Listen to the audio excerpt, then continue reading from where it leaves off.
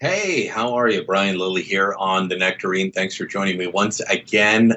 Look, we've got some serious stuff to get to in a moment. But before we get to that, this story just popped up on my screen before I was going live here. Did you know that the Conservative Party of Canada raised more than double what the Liberal Party of Canada did in the most recent quarter? The quarterly fundraising returns published by Elections Canada show the Conservatives raised $6 million. Let me get that straight. $6,045,466 from 40,908 donors in the second quarter of 2018. The Liberal Party raised $3,099,218 from 31,692 donors. So they more than doubled what the Liberals raised. It's the Conservatives' best second quarter outside of an election year ever, and they doubled what the Liberals raised. Just think about that. The Liberals are the party in power. So what does that mean going forward to 2019? Well, people are willing to part with their money to support the Conservatives. They're not willing to part with their money to support the Liberals. Is Justin Trudeau losing support? I don't know. I do know that I heard an awful lot of people saying that they were upset with the Prime Minister that it took him a week after the Danforth shooting to actually show up in Toronto. I'm kind of two minds on this. And look, if you followed me for any of my career, you know that I'm not easy on the Liberals. I'm definitely not easy on Justin Trudeau. But the Danforth shooting happened a week ago yesterday, and 15 people shot. Two young women died. Well, young women. One was a girl, one was a young woman. Reese Fallon, 18 years old, laid to rest today in a funeral in Toronto. Juliana Kozis, 10-year-old girl. I don't know if you've seen her photo. Gorgeous smile. Yeah, beautiful little girl. Blue ribbon around her neck, medal for swimming. And the Prime Minister was just on vacation for the whole time. I say I'm of two minds on this for a couple of reasons. Look, politicians on issues like this, on any sort of tragedy, it can be a mass shooting, it can be a natural disaster. They're damned if they do and damned if they don't. If they rush to the scene, well, then they're seen as being callous. They're seen as trying to, build political capital off of what they're doing, off of the tragedy. And if they don't show up soon enough, then they're seen as not caring. Justin Trudeau didn't have to rush to Toronto. We know that he was surfing off in Tofino, British Columbia. We know that because it's one of his favorite places to go in Canada. He was down for a full week of vacation. It's the middle of summer. Who doesn't want a full week of vacation? Who doesn't want to be able to go away? Now, millions of Canadians can't afford to go away. They don't go away. The Prime Minister can afford to go away. So fine, he took off to Tofino. But you know what he could have done easily to pay respect to Juliana Kozis and Reese Fallon is the day after the Danforth shooting, 2 days after the Danforth shooting, he could have driven down the highway on Vancouver Island to Victoria. Victoria has lots of media. It's the provincial capital. All the news organizations are represented there. He could have made a brief statement. He could have done that. But we didn't see that. We didn't hear that from him. I'm on the Liberal Party email list. Obviously, they haven't figured out who I am, or they would have deleted me by now. But I'm on the Liberal Party email list. Nothing about the Danforth shooting. Not even to push for their gun control agenda, which we'll get into in a moment. Just nothing at all about the Danforth shooting coming from the Liberal Party of Canada. Now, they did want me to know that the Prime Minister is going to have a special Pride Month brunch in Montreal in August. with one of the stars from the Canadian star from the Netflix show Queer Eye. It's kind of a reboot of the early 2000s show Queer Eye for the straight guy. You know, you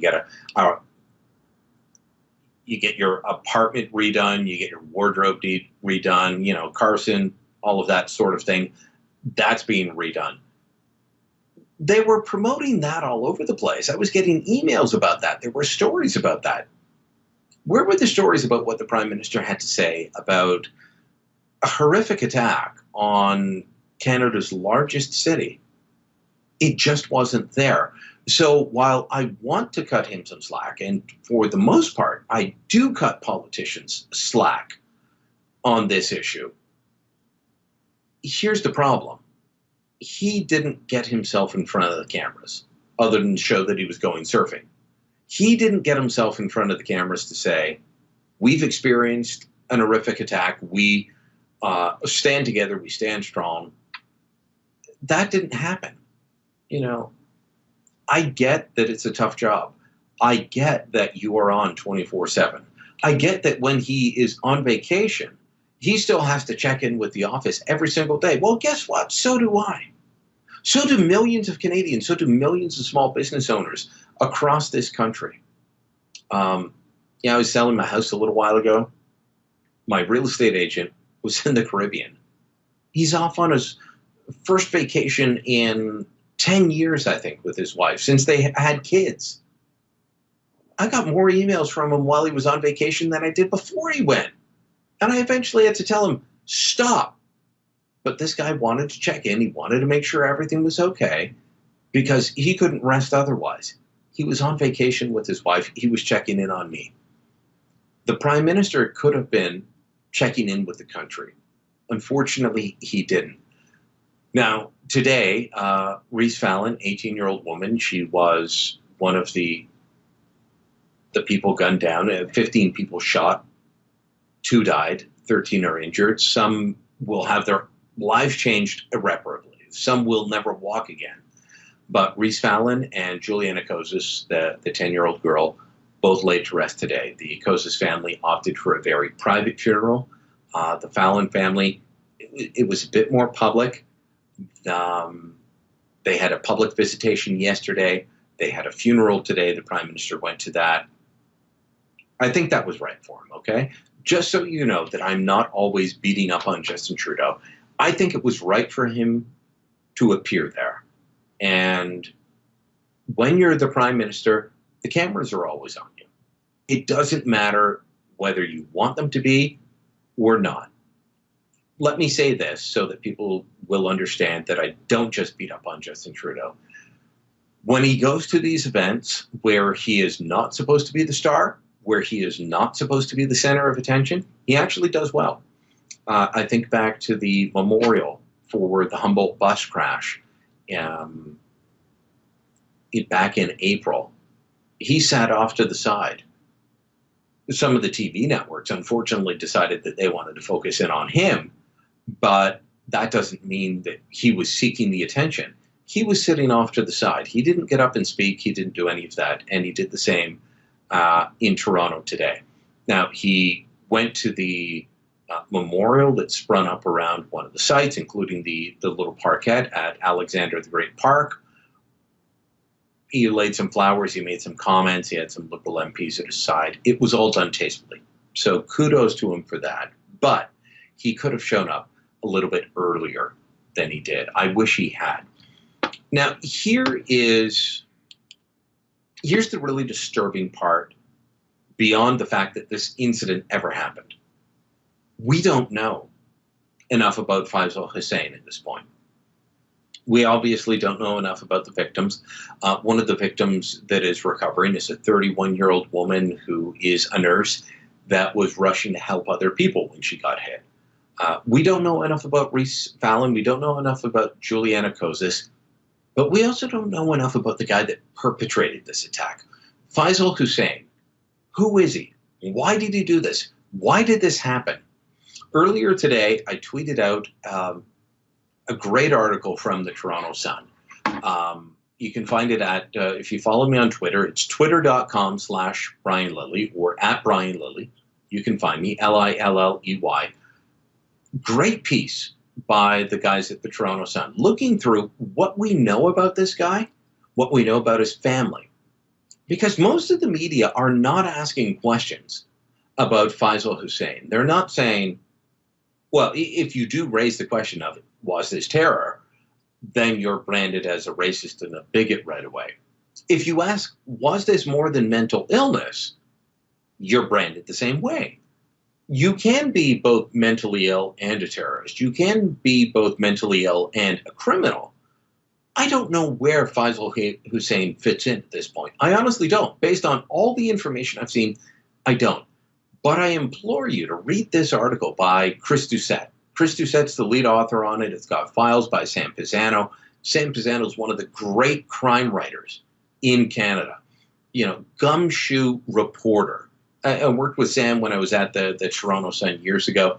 Joe Warmington, the scrawler, great columnist, guy that has all kinds of connections. They all contributed to this, and Chris Doucette wrote it up. Now, what does it tell us? Well, I want to read this. I'm going to be staring at my computer screen for a minute, but I want you to hear how they describe what happened just before he went and shot up the Danforth, which is a beautiful street. When I lived in Toronto, I went to the Danforth as often as I could. I would go on Saturday mornings to this little spanakopita shop that if you dropped me there, I would find, if it's still open, I would find it today. I would find it. It was beautiful. And if you dropped me there at night, I would find the best cafes to go to. The Danforth is not where tourists go to check out Toronto. It's where locals go to check out Toronto. It's an incredible spot. Here's how Chris Doucette describes what happened just before the gunfire rang out on this beautiful street in Toronto on a warm summer night. He writes, Faisal Hussain finished his shift at a Loblaws around the corner from his family's East York high-rise. Then, according to a co-worker, spent 6 hours sitting at a picnic table outside his work, dressed all in black, before heading to Greektown with evil intentions last Sunday. The 29-year-old smoked cigarettes, glared at passersby as he paced along a residential street, and around 10 p.m. walked west along Danforth Avenue near Logan Avenue, holding a .40 caliber Smith & Wesson at his side. The killer then began his rampage, callously shooting random pedestrians and firing dozens of rounds from the semi-automatic handgun into cafes and restaurants on the north and south sides of the street, packed with people enjoying a warm summer night. We've been told by the statement that's come out, this is all just mental illness. Okay, who's that statement from? It's not from the family. We're told it's from the family, but it's actually from an activist, an NDP activist, a guy who says that he wants to change the way Muslims are seen. I'm not getting into Muslim bashing here, but I want you to know that it was written by an activist that is both left-wing and trying to change the way, in his words, change the way Muslims are seen in Canada. And he doesn't actually know the family. He's not a family friend. I can tell you who my family friends are. People that I would consider family friends of mine, people I would consider family friends of mine when I was a kid, when I was growing up, people that are still family friends of my parents. This guy didn't know them. He reached out to them. He helped them write this statement that blamed everything on mental illness. Now, what do we find out if we read this article? If we read everything we can find out about Faisal Hussain? Well, according to some reports, and this is disputed by some, the gun used in this horrific incident, I don't know what to call it, an attack, an incident, but the gun used in this was actually stolen from Saskatoon back around 2015, 2016. You know who was there at the time? Farad Hussain, Faisal Hussain's older brother, who is now in a coma, and we'll get into why that may be in a moment. But Farad Hussain was there. He was dealing in cocaine, crack cocaine, other drugs. According to reports cited by Global News, among others, this gun was stolen around that time from Saskatoon. The brother then comes back to Ontario to await trial. They say, okay, well, you're from Ontario, you can go be put on trial there. He breaches his bail conditions. Then the judge orders him to go live with his surety, the person that's put up the bond for him, a gentleman that lives in Pickering. So he goes and he lives there. He ends up with a drug overdose. He ends up in a coma. That same house that he was living in is later raided. 33 guns are seized, 42 kilograms, 42 kilos of carfentanil are seized. The biggest seizure of carfentanil in Canadian history. On the street, if you were out selling this on the street, it would be worth an estimated $13 million. What's the connection? We have heard from, if you read this piece by Chris Doucette, that Faisal's older brother, Farad, the one in the coma, the one living in the house with all the carfentanil, why is he in a coma? Could it be because of the carfentanil? This is carfentanil, if you don't know. Carfentanil is the stronger cousin of fentanyl. Now, if you've heard anything about the opioid crisis, you know that fentanyl is a major part of it. Fentanyl is huge. Carfentanil is the stronger cousin. Carfentanil was designed to take down elephants. And this guy's got 42 kilos.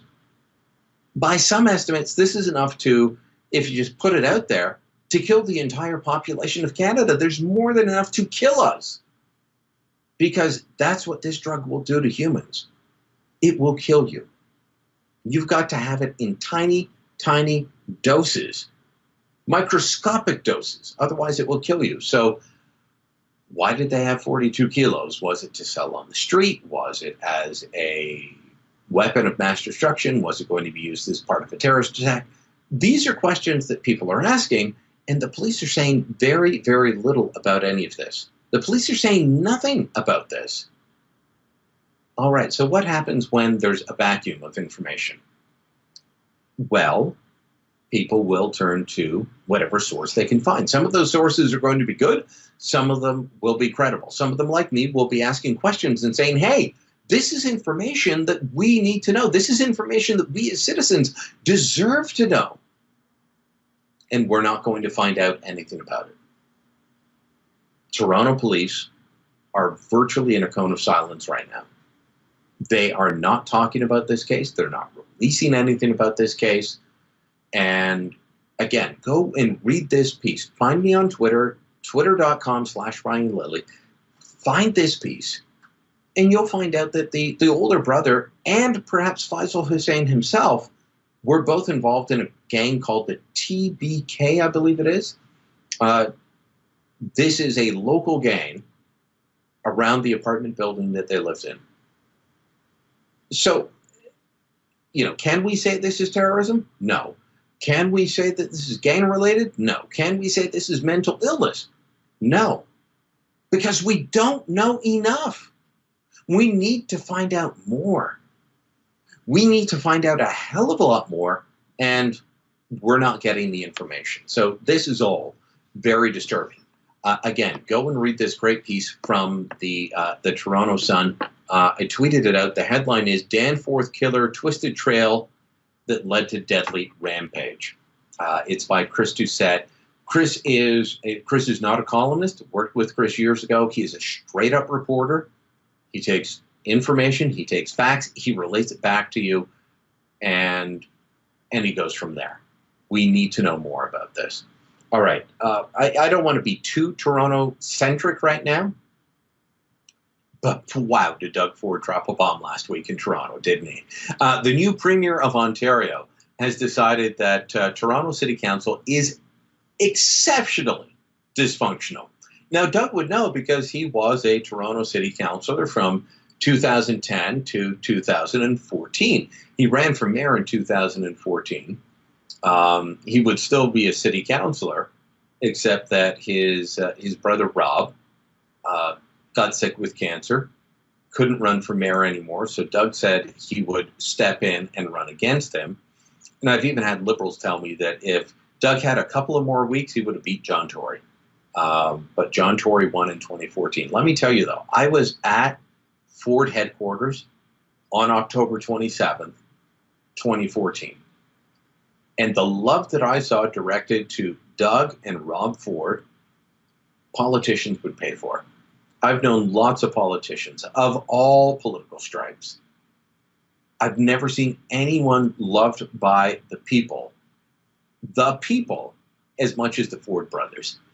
And what was really interesting to me, okay, look at me, I'm pretty pasty white, I'm almost translucent. This is a tan for me. And I'm sitting there in Etobicoke, and I've been hearing these reporters all night talk about, Ford, and it's just a bunch of rednecks, just a bunch of white hillbillies. It's all this. And then the crowd shows up. And the crowd is the most diverse crowd I've ever seen at any political event in my lifetime. Liberal, NDP, Conservative. The most politically, or the most ethnically diverse crowd I've seen in my lifetime covering politics. And the folks complaining about the lack of diversity are all the white journalists in the back of the room. It was hilarious to watch. So Doug Ford goes in. He drops a bomb. He's like, I'm a big fan of Animal House. Maybe I'm dating myself for the people that are watching now, but I'm a big fan of Animal House. If you're a fan of Animal House, Werner dropped the big one. Yeah, that's what Doug Ford did last Friday. He dropped the big one.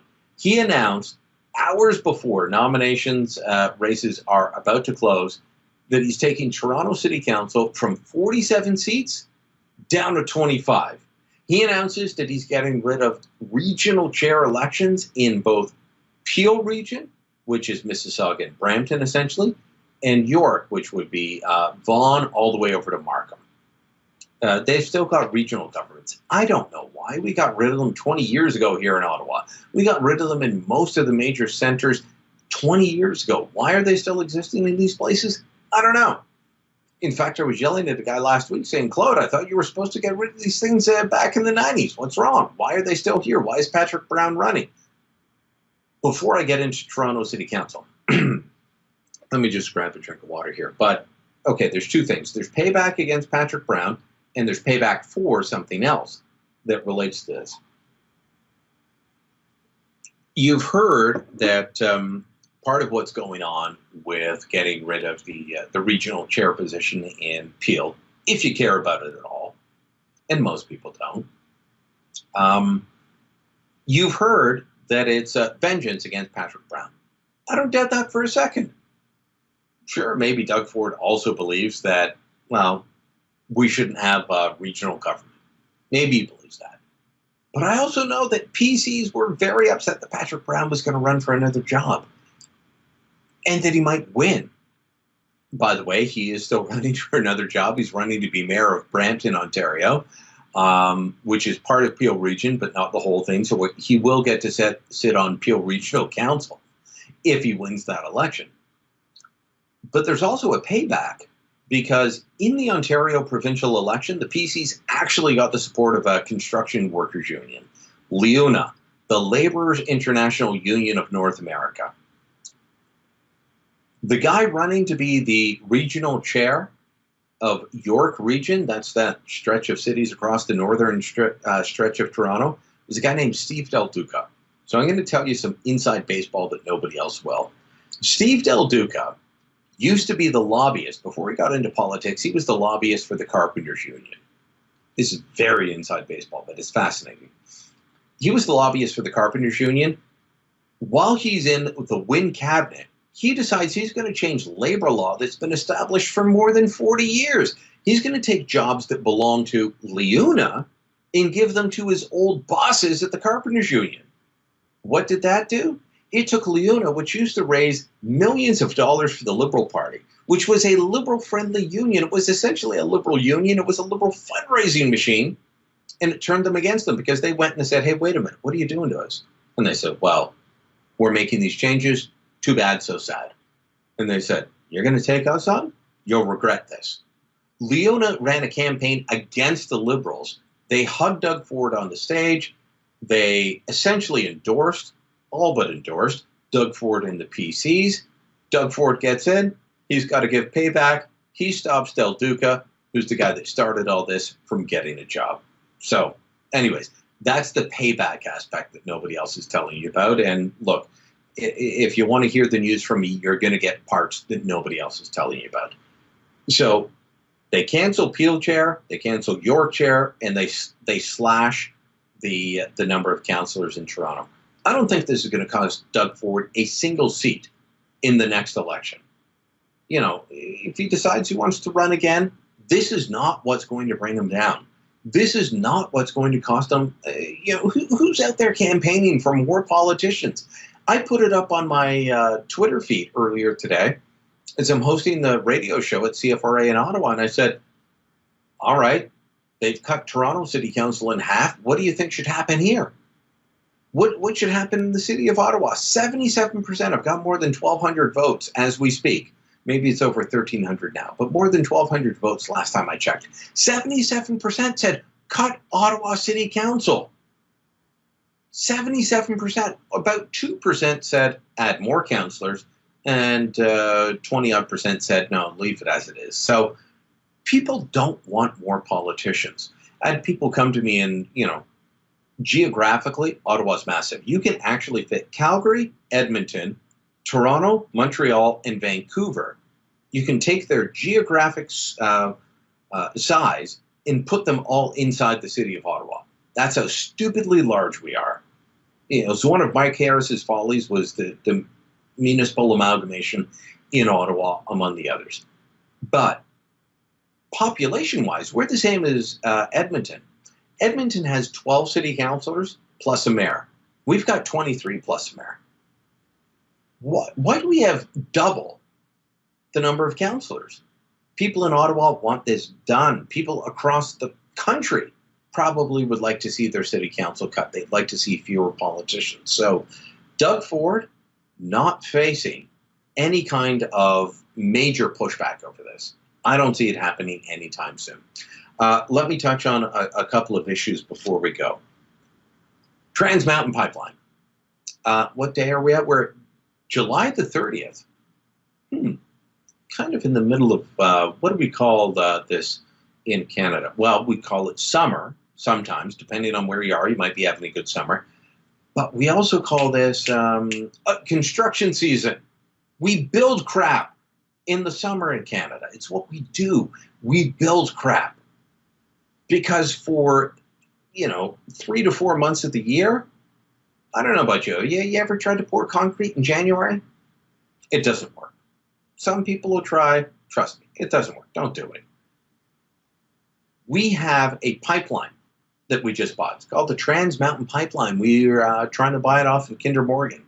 There's a few problems with it. One, we haven't actually laid any pipe yet. There was a blessing ceremony at one of their locations the other day, and Ian Anderson was, he's the CEO of Kinder Morgan. He was answering questions from my old Sun colleague Rick Bell from the Calgary Sun. Okay, what's going on? He wants to know how much pipe will be laid by the end of the year. He said that they don't anticipate laying any physical pipe this year. None. Pipe will be laid next year. By the way, construction was supposed to start last September, and it was supposed to be done and the pipeline was supposed to be operating by December of next year. Now, they're talking about sometime next year laying the pipe. They say, we do not, Ian Anderson said, we don't have a new completion date at this point. We'll have something later in the year. So we're spending $4.5 billion to buy this pipeline. We're funding, supposedly, construction costs, but they haven't laid a single foot of pipe. They haven't laid, let me put this in Canadian terms. We haven't laid a meter of pipe. We haven't done a thing. We're just buying a pipeline off of a company that should have been able to pay for it itself, wanted to pay for it itself, and these guys haven't laid a single foot or meter, however you want to measure it. They haven't laid any pipeline at all. Here's another kicker for you. In order to get this approved, the purchase from Kinder Morgan to the government of Canada, we have to get the approval of Donald Trump and the Trump administration. Why? Because part of the pipeline actually goes through U.S. territory, because it is a U.S. company that owns the asset. There's a number of different factors involved in this.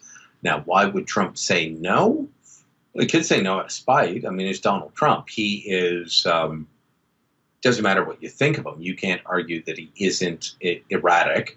You can't argue that this guy doesn't make decisions on a whim. He could be presented with this and just say, what? Canadians want the government to buy a pipeline? No way. I say no. That could actually happen. That could easily happen. Will it happen? I don't know. We'll see. But it could. He could just decide that, having the government take over a viable energy project by a private sector company is not a good idea, and say no. So there's a lot of problems that could go along with this over the next little while. And what is Justin Trudeau doing on this? He's surfing in Tofino, British Columbia. Like I said, I'm willing to cut him some slack on how quickly he rushed to Toronto after the shooting, because politicians of all stripes, you're damned if you do, damned if you don't. But we've got a lot of problems going on. We've got NAFTA negotiations that are failing. We've got a pipeline that we can't get built to take one of our biggest assets to foreign markets and unlock the potential of the Alberta oil sands. That's not happening. We've got so many problems. And this guy's surfing in Tofino. That's all he wants to do. He's not actually interested in governing the country, unless it's to find wedge issues to get him reelected. Which brings me back to the Danforth shooting. Because if you've been following the headlines, one of the things that the Liberals have been talking openly about, well, somewhat openly, it's mostly through unnamed sources and leaks. One of the things they've been talking about is a gun ban, a handgun ban specifically. Let me just bring up what that would mean in terms of, Faisal Hussain showed up on the Danforth a week ago and opened fire. He broke several laws before he even pulled the trigger. And yet somehow we think that a handgun ban would stop someone like him in the future. I drew up a list, and this is just a partial list. Excuse me as I put on the glasses to read this. Here's a partial list of the laws that he broke, and these may not be the exact technical terms, but you tell them to any cop or lawyer and they will agree with you.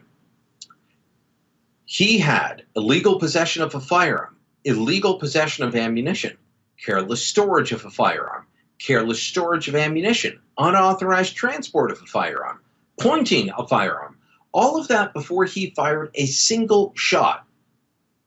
And yet we're told if we just have a handgun ban, if we stop people like me from owning a handgun, then what happened on the Danforth won't happen in the future.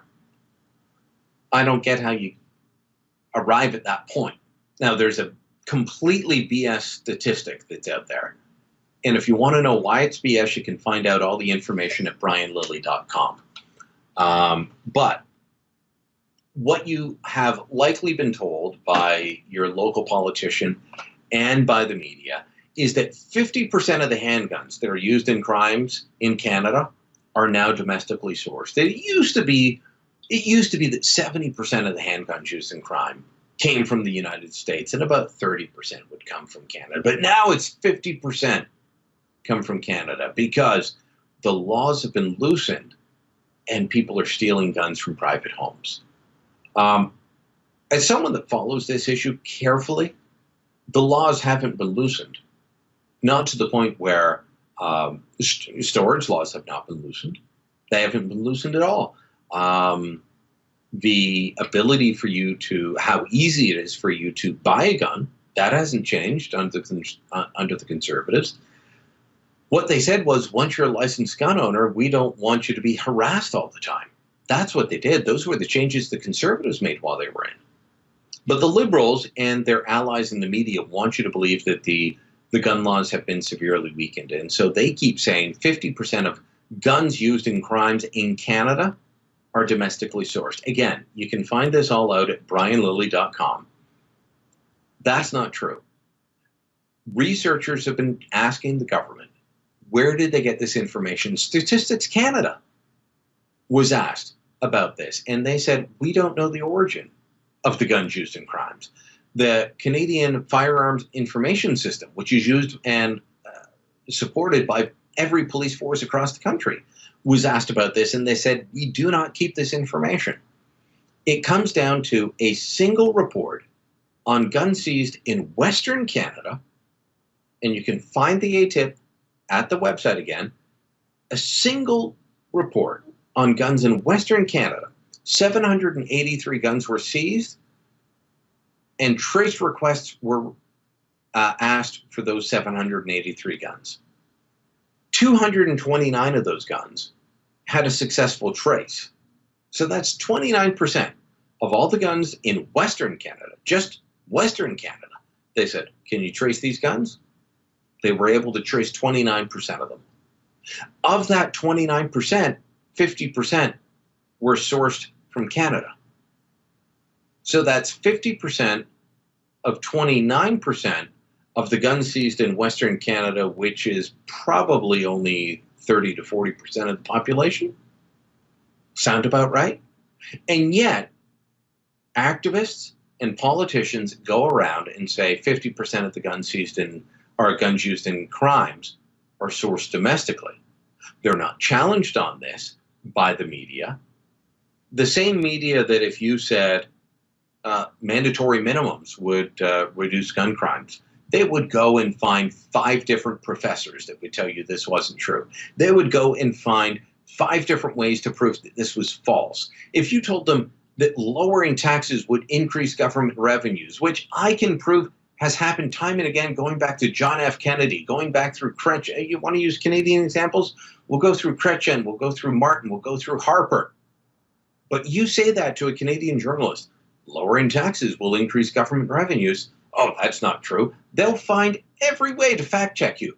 But if you say, well, 50% of guns are domestically sourced, they write it down like a stenographer, like a court reporter. They don't question you, and they put it out there as if it's fact. They lose all curiosity.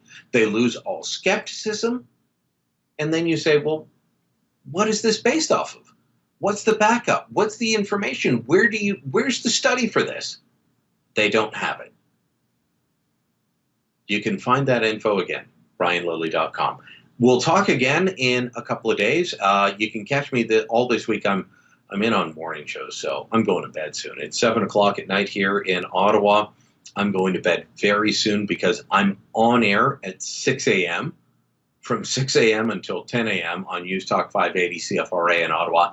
So you can listen to me there. You can find me at Facebook, facebook.com/Brian Lilley or at Brian Lilley on Twitter. Thanks for watching tonight. Thanks for participating. And thanks to the guys at the Nectarine for hosting me. We will chat again soon. Good night.